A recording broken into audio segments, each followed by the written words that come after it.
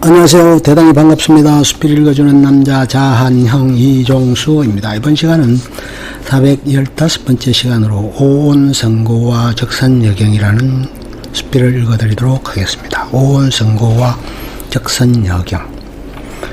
무릇 사람이 세상에서 태어나 삶을 누리고 늙어가고 병들고 죽는 가운데 가장 크게 괴롭히는 고통이 오온선고라고 한다. 생로병사가 인간의 네 가지 고통이고 이에 네 가지 고통이 대지면 팔고가 된다. 사랑하는 사람과 언젠가는 헤어져야 한다는 것과 원한을 가진 사람과는 반드시 만나게 되는 고통, 그리고 갖고 싶은 걸 모두 얻기는 매우 어렵다는 것까지 해 7가지를 의미한다. 마지막으로는 오온선고가 있다. 오온은 곧 오음을 뜻하고 안이 비설신과 같은 의미로 통용된다. 눈, 귀, 코, 입, 몸의 5가지를 일컫는다. 오는 색, 수상, 행식. 색은 몸을, 수상, 행식은 정신으로 나누어진다. 하나하나 짚어보면 수는 느낌, 상은 인식, 분별, 판단을 의미하고 행은 의지, 식은 의식을 의미한다.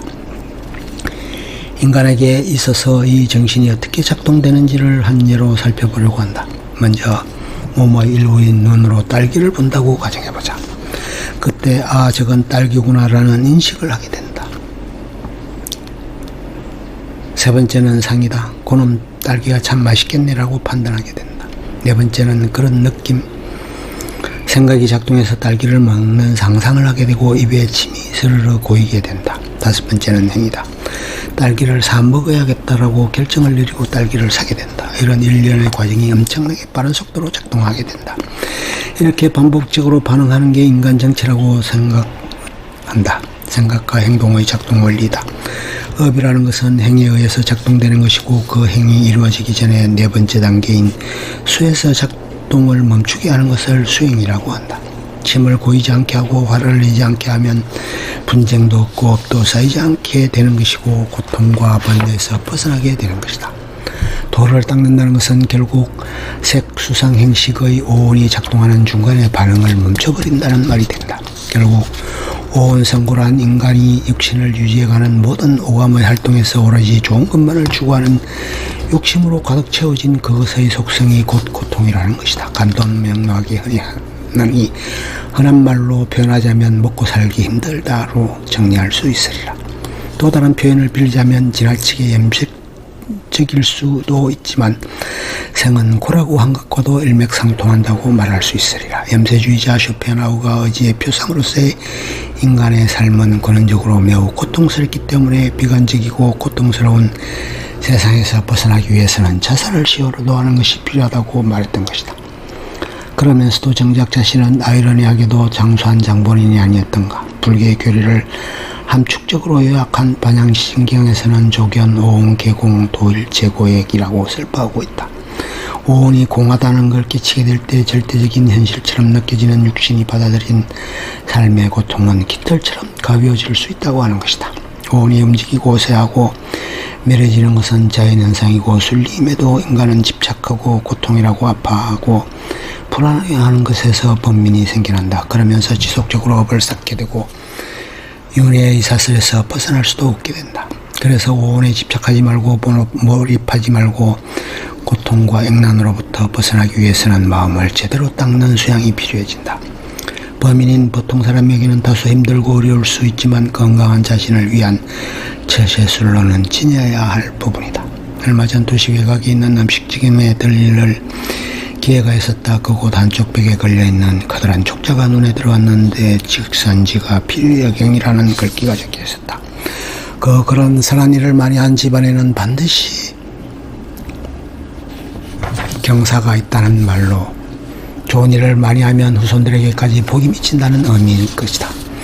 주역의 문헌전에 실려있는 구절이다. 대개 줄여서 적선여경이라고도 한다.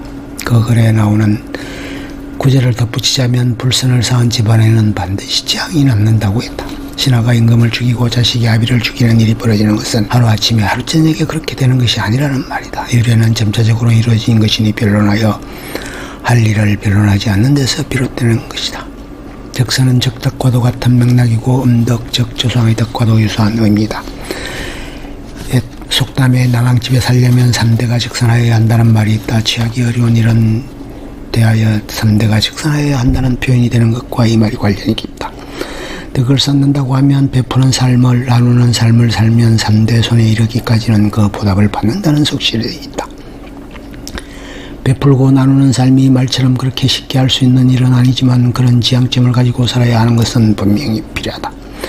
이런 적선여경을 실천한 사람으로 회자되는 이의 한 분이 홍선원이다. 조선 중기 역관으로 사신사로 가는 길에 묘령의 처자를 만나게 되고 그녀를 위해 3천금을 주고 술집에서 빼내주게 되는 적선을 베풀게 된다. 그리하여 그는 공금을 횡령한 제목으로 억구를 치르는 곤욕을 당하기도 하지만 나중에는 이로 인해 엄청난 복덕을 누리게 되는 것이다. 외교관으로서의 역할을 멋지게 해내게 되는 단초가 되기도 했고 임난 때에는 원군을 요청하여 성락을 얻게 되는 초석이 되기도 한다. 지금까지 경주 고택에 보존되어져 있는 경주 최부잣집의 가운 중에 하나에 들어있는 적선에 의해도 유명하다. 사방 백리 내에 굶어 죽는 이가 얻게 하라는 선대의 가르침을 쫓아 성실하고 극진하게 가격을 대접하고 우대한 결과 300여 년이 넘게 대대손손 부를 누리고 복을 누린 명문가로 전해져 내려오고 있다.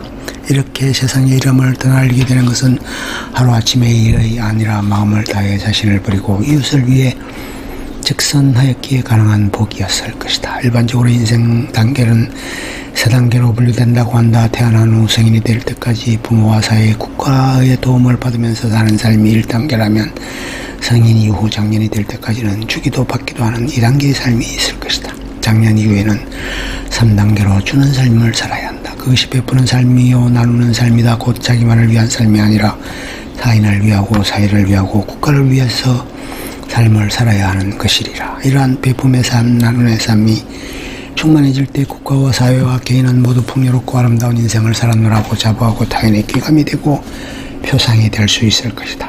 세상 사람 모두가 베풀고 나누고 배려하는 삶의 지혜를 가질 때 세상은 보다 향기로운 이상향으로 꽃피어질 수 있으리라.